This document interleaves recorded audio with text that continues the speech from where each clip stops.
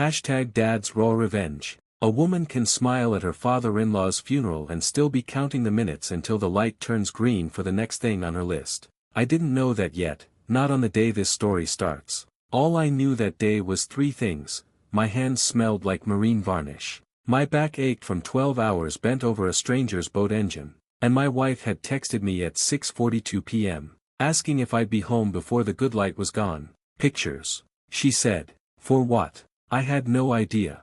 With Michelle there was always a project.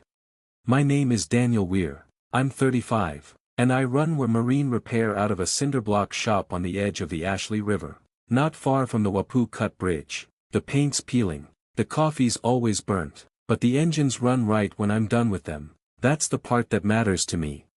I need to tell you about my father first, because none of this makes sense without him. Arthur Weir was 72 and drove a 1998 Ford Ranger with a bad muffler and a Bondo patch on the tailgate. Michelle hated that truck. To her it wasn't just old, it was an embarrassment. "Your dad called. Twice," she said, not looking up from her phone as I wiped the grease off my knuckles. "Please tell me he isn't still driving that thing into our neighborhood. My coworkers saw him yesterday and asked if he was a character in a sitcom." I called him back before I even pulled my boots off, swallowing the irritation. "Danny." His voice came through warm and steady, like it always did. "You eat yet? Come by tomorrow. Got shrimp from Anthony at the dock. Doing a low country boil. Bring Michelle, if she wants."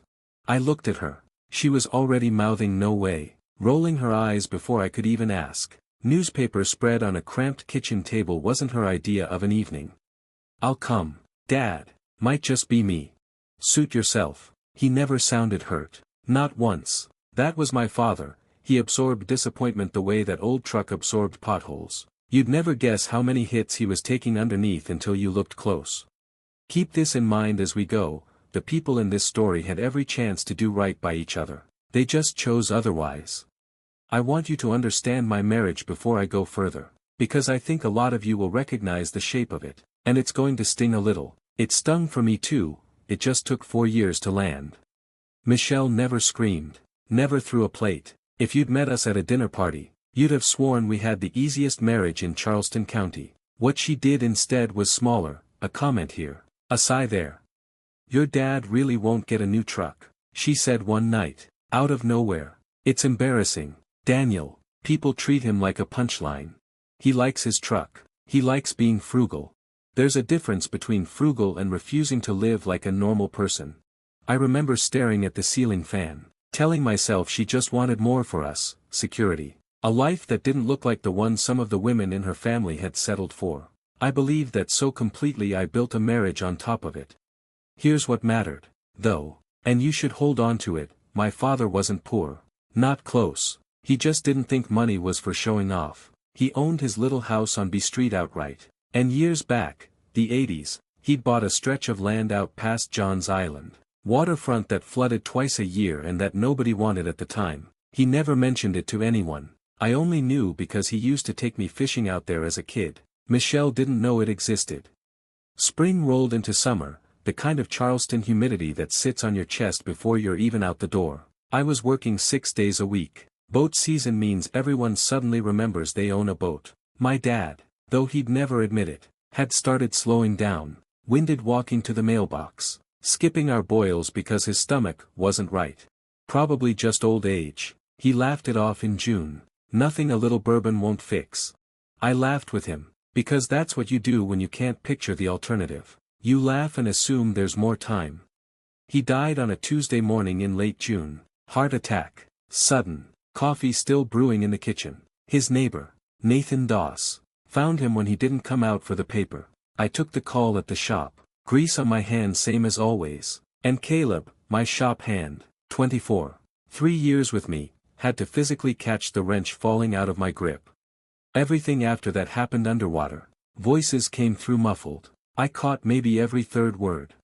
The funeral was small, the way he'd have wanted, the little Baptist church off Savannah Highway where he'd gone every other Sunday for 30 years. Every other, being our long-running joke about God understanding a working man's schedule. Neighbors brought real Charleston food, a pan of shrimp and grits from a woman named Becky that could have made a grown man weep. A pork, but somebody's husband had smoked overnight. His truck sat in the driveway all week. Nobody could bring themselves to move it. Michelle wore black. She hugged the right people and told enough relatives that he's in a better place now, that it started to sound rehearsed. I didn't clock how hollow it was at the time. I was too busy drowning. "You okay?" she asked that night, the first time we'd really been alone in days. "No," I said. "I don't think I will be for a while." "I know, baby." She rubbed my back. "Take whatever time you need." I believed her completely. 2 weeks in, I went back to work because the silence at home was worse than anything the shop could throw at me. Caleb ran quiet interference, took the easy jobs, brought me sweet tea without asking, never made a thing of it. "You don't have to be here, boss. Nobody'd blame you. The noise helps," I told him. "Quiet's worse." At home, every corner had my father in it, a chair he'd fixed, a fishing rod left in the garage just in case. I'd sit on the couch some nights, TV on but not really on, stuck somewhere between the hospital and the church, and every conversation I wished I'd had and hadn't. That's where I was, couch, dead air, grief sitting on my chest like the humidity outside, when Michelle dropped a glossy brochure in my lap. The Amalfi Coast, a couple on a yacht who looked like they'd never had a bad day in their lives. "What's this?" "I was thinking Italy," she said, perching on the arm of the couch like she was reading off a dinner menu. "We've been through so much. We deserve something to look forward to." I thought I'd misheard her. "Michelle, my dad's been gone 3 weeks." "I know that." Like I was the unreasonable one. "I'm not saying tomorrow. I'm saying we should have something to plan. Something good. I can't think about a vacation right now." She went quiet for a second, and something shifted in her face, not sadness, not patience, something colder. "Grief doesn't pay for anything, Daniel." I didn't understand that sentence yet, wouldn't for weeks, but it landed in my chest like a stone dropped into still water, and some small, quiet part of me already knew it hadn't come from a woman who loved me. She smoothed her shirt and walked back to the kitchen like she'd said nothing at all. I sat there holding a brochure for a coast I'd never see, my father 2 weeks in the ground, feeling something for the first time in 4 years of marriage that I couldn't yet name. It tasted like fear. What I didn't know was that the woman beside me every night had already started doing math on my family's grief. I didn't know about the land. I didn't know what Thomas Vance, my father's attorney of 30 years, was quietly finalizing behind closed doors that same week. All I knew, sitting there with that brochure and the house pressing in around me, was that the woman I'd married wasn't who I thought she was, and she had no idea what my father had already done to protect me from her. She started spending his money 3 weeks before she even had a number. That's the part that still gets me. She never waited for a lawyer, a ledger, a single confirmed fact. She just decided a fortune existed with my name on it and started building a life on credit before anyone told her the terms. I didn't know that yet, either. That week I was still learning how to breathe. July does something to a house in Charleston. The AC runs constant, clicking on and off like a second heartbeat in the walls. I noticed things like that, small sounds, small silences, because my mind had nowhere useful to go. Grief does that, makes you notice everything and process nothing. Back at the shop most days, I let Caleb run interference without ever asking him to, fielding customers who wanted to vent, steering me the easy jobs, keeping the complicated ones for himself. "You don't have to prove anything right now," he said one afternoon, elbow deep in someone's outboard. "Boats'll still be broken next week. Working's easier than sitting still. Sitting still, my head goes places I don't want." Truer than I knew, because at home, my head kept going straight to my wife, and a math problem she seemed to be solving without me. It started small, a new dress in the closet I didn't remember her buying, an offhand comment about people who don't know what they're sitting on. 10 days after the brochure, it stopped being small. I came home to find her at the kitchen table, laptop open, legal pad beside it covered in circled numbers. "What's all this?" "Research." She didn't look up. "Did you know John's Island is getting rezoned this year? Waterfront parcels out there are about to triple in value." My stomach dropped. "How do you know about the land?"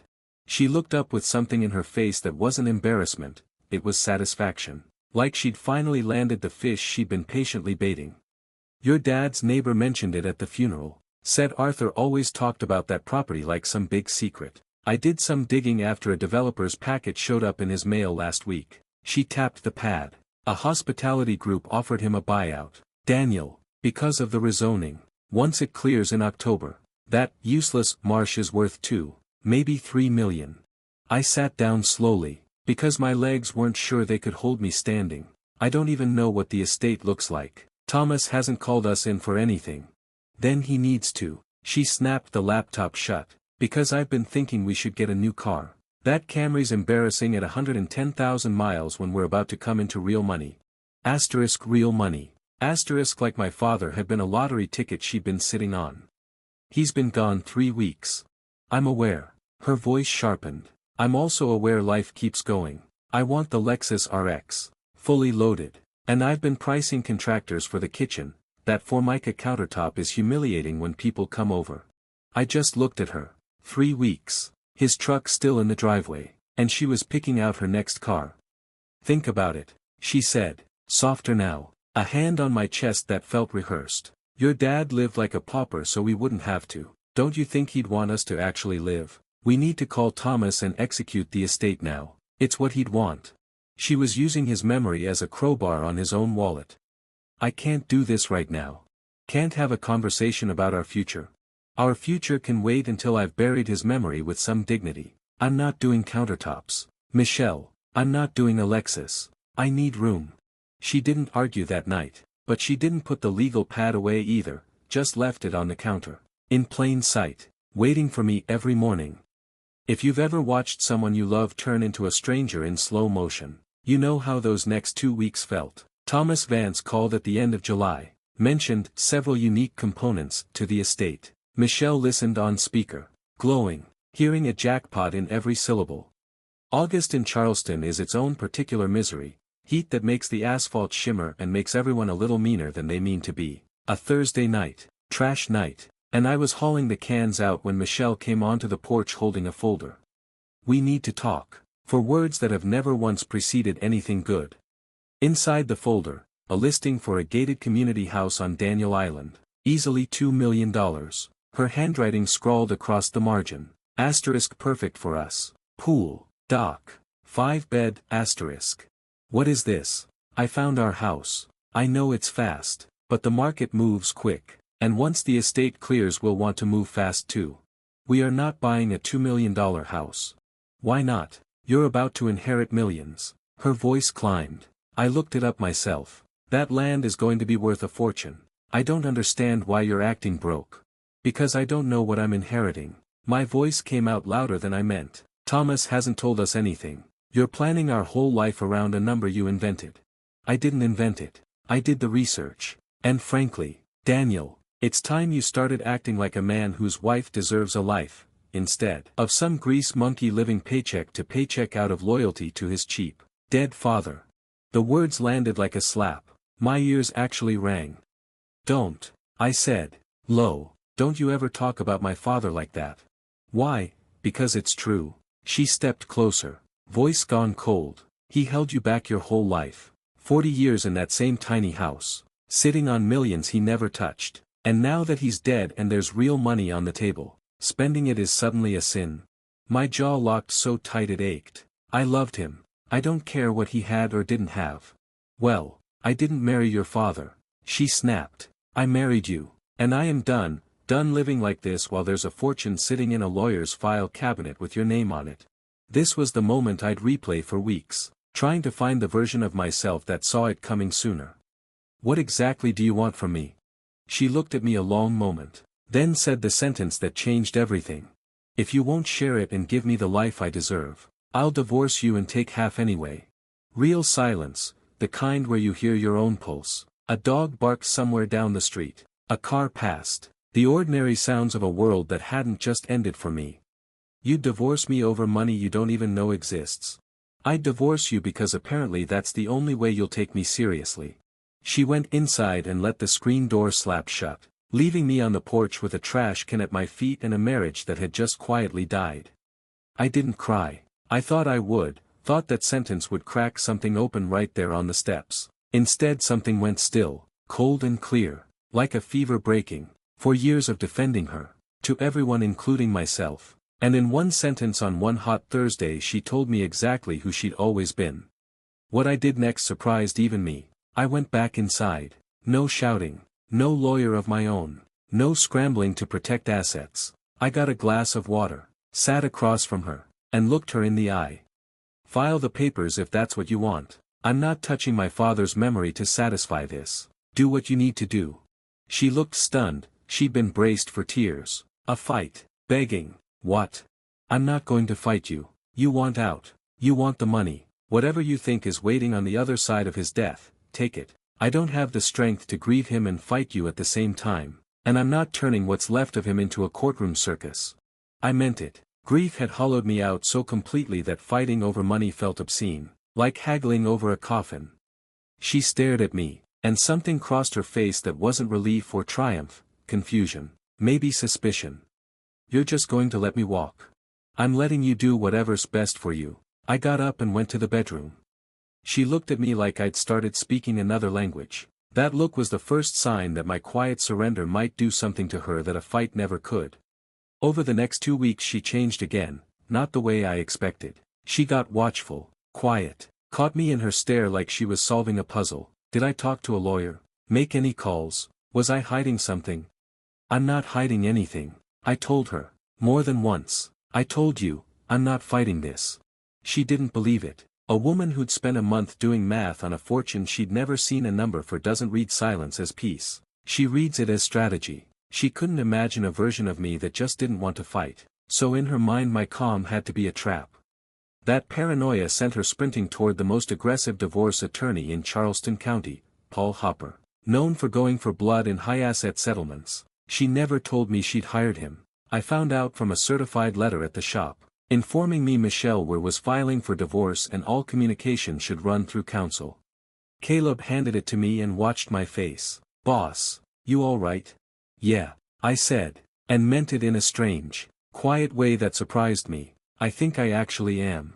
What I wouldn't learn until much later, she'd maxed our joint cards on a non-refundable deposit for that Daniel Island house, banking on an inheritance that didn't exist, bought a luxury wardrobe on credit, drained our business account to hand Hopper a 5-figure retainer. She'd bet every dollar we actually had on a promise she'd made to herself. And Hopper, assured I was sitting on millions, took the case eagerly, expecting to bill me for her legal fees once the land value came to light. She was building a future on a number nobody had confirmed, spending money she didn't have against a promise nobody had made her.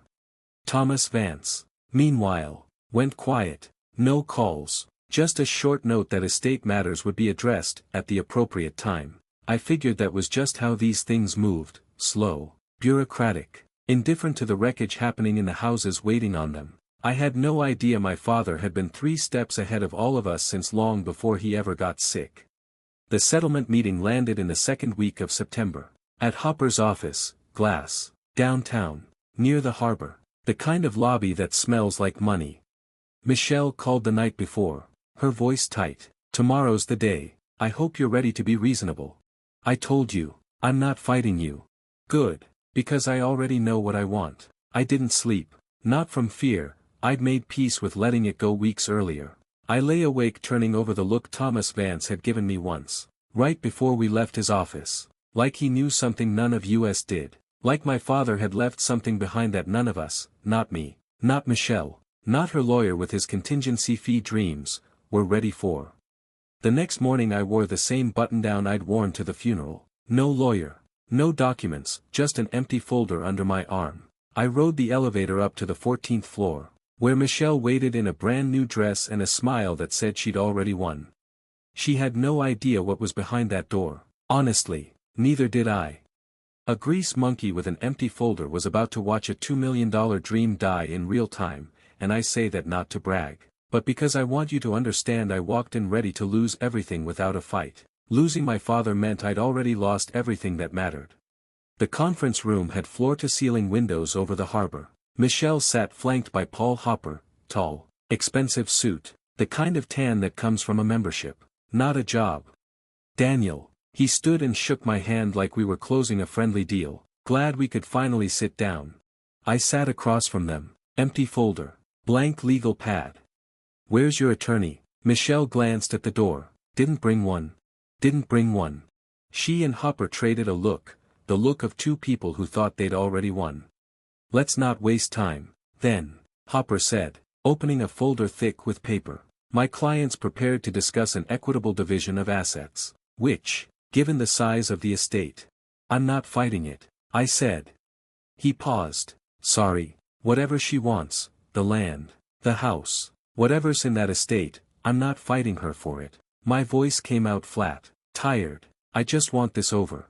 I meant every word. Grief had hollowed me out enough that fighting for money felt obscene.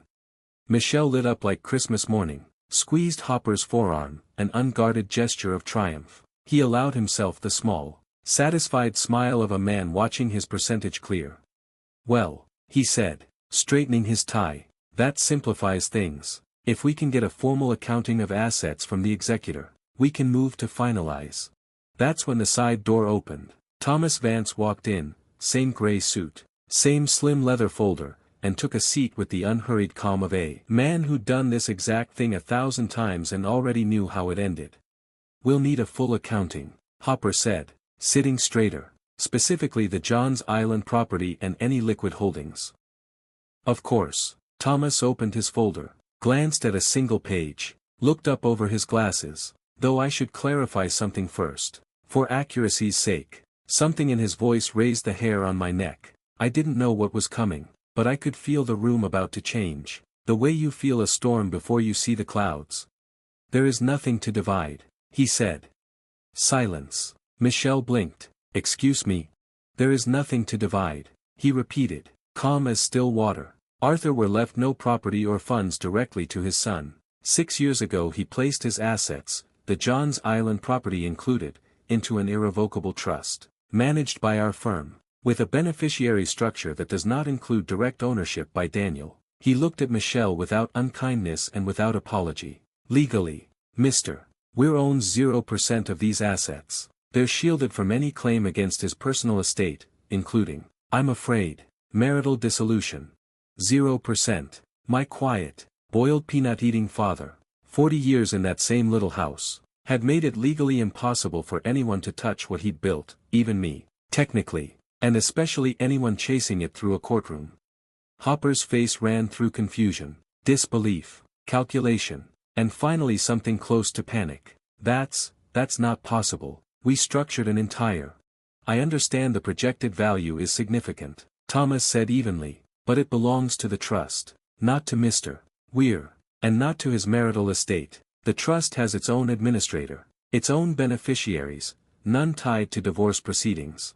Who are the beneficiaries? Michelle's voice had thinned to something brittle.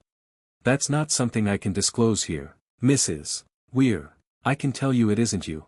I watched her composure come apart in real time, every ounce of confidence sliding off her at once. Fix this, she said to Hopper. Do something.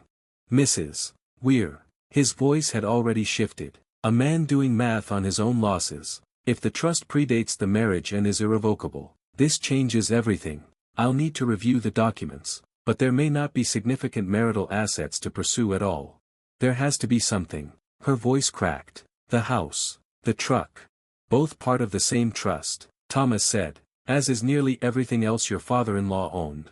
I sat through all of it quietly. I didn't feel triumphant, not yet. Mostly I felt my father's presence in that room, like he'd reached through 6 years and 1 funeral to put a hand on my shoulder one more time. Hopper closed his folder. The papers inside suddenly worthless, his contingency fee, the percentage of millions, all evaporated into a trust structure his research had never touched. Mrs. Weir, I think we need to speak privately. No, her voice climbed, desperate. There has to be a number. Daniel, tell them about the land. Tell them what you told me. I never told you anything, I said, steady. You did the research yourself. You made the plans yourself. You threatened to divorce me over money that was never mine to give you. And there it was, the moment I finally understood what my father had done. Not just protecting his land, protecting me from a marriage I'd been too in love to see clearly. He'd built that wall years before he got sick, because somewhere along the way, quietly, he'd already figured out who Michelle really was. Thomas stood, closed his folder. I believe my part here is concluded. He turned to me, something in his face softening, the first real crack of emotion I'd seen from him in 6 years. Before I go, he drew a sealed white envelope from the leather folder. My name written across the front in handwriting I'd know anywhere, blocky, careful, tilted left. My father's hand. He asked me to give you this when this day came. My hands shook, not from fear, from something closer to awe. He'd known, somehow, years in advance, that this exact day was coming. I set the envelope down, unopened. Not yet, not in that room. Behind me the meeting dissolved into chaos, Hopper gathering his things, muttering to Michelle about reassessing representation, which I understood even in my numb state to mean he wanted nothing more to do with a client who couldn't pay him. Michelle sat frozen, her cream dress looking less like a coronation gown now and more like a costume for a party that had been cancelled. "This isn't over," she said to no one. I stood, pocketed the envelope, and walked out without another word. I'd made it half a block toward my truck when I heard her heels behind me, fast and uneven. "Daniel, wait." I stopped, turned, mascara starting to run, the dress suddenly too big for her. "You planned this," she said, breathing hard. "You and your cheap father planned this whole thing to humiliate me." "Nobody planned anything to humiliate you. My dad protected what was his. That's all that happened here. You knew. You let me plan a life around money that was never even there. I found out the same time you did. Difference is, I never once threatened to leave you over it." That landed. Her face crumpled, the anger giving way to something closer to real tears. "We had 4 years. Daniel, doesn't that mean anything? Are you really just walking away from everything we built?" I looked at her for a long moment, really looked, and realized, with a strange calm, that I didn't feel anger toward her anymore. Barely felt anything. "We didn't build anything. Michelle, you were waiting for something to cash in. I just didn't want to see it. I didn't wait for an answer. I found a stone bench along the harbor walk and let the gulls and the traffic and the smell of pluff mud settle over me the way they always had." Behind me her heels retreated. Fast. Furious. Alone. I didn't turn to watch. I opened the envelope with hands that had finally stopped shaking. Just my name on the front, Danny, the only person left who still called me that. Asterisk son, if you're reading this, it means I'm gone, and your wife has done exactly what I feared she would. I saw how she looked at my things, how she treated you like a paycheck. I never said anything because you loved her so much, and I didn't want to break your heart while I was still here to see it. I chose to protect you this way instead. Take care of yourself, son. I'm always looking out for you, asterisk. I read it 3 times. The harbor traffic kept moving. Indifferent. The way the world always does, no matter how much of yours has just quietly ended and begun again in the same afternoon. My father never said one bad word about Michelle to my face. Not in 4 years. He let me love who I loved and protected me anyway, silently, patiently, without ever needing credit, without needing me to know until the exact moment I needed to know. That was the kind of man he was. The tears came right there on the bench, hitting the paper in small dark spots. I didn't wipe them away. I pressed the letter to my chest and let the grief and the relief and the love move through me all at once, tangled in a way I don't think I'll ever fully sort out. "I miss you so much, Dad," I said to the harbor, to nobody and everybody at once. Then I folded the letter, tucked it close, and walked back to my truck, not broken, not exactly triumphant, just finally, quietly at peace, walking toward a future my father had built for me long before I knew I'd need it. Behind me, a woman who'd spent 4 years waiting on a fortune that was never, not for a single day, going to be hers. Most people expect the gloating part here. There isn't one. Grief doesn't leave room for it, but karma doesn't need an audience to do its job. Michelle showed up to the divorce hearing with a court-appointed attorney. Hopper had already dropped her. My lawyer laid out the bank statements plainly, the drained business account, the maxed joint cards, the retainer spent in anticipation of a windfall that never existed. The judge called it what it was, malicious dissipation of marital assets, and ordered her to repay every cent, assigning the debt solely to her name. Last I heard, she's working double shifts at a mid-tier real estate office just to keep up with the interest. The life she tanked her marriage chasing never arrived, and the people she wanted to impress with it stopped returning her calls once they found out she was broke. I drove back to the shop with the windows down, salt air pouring in, I still run where marine repair. Still get grease under my nails every day. My father didn't leave me a fortune, he left me free. And honestly, that's worth a great deal more.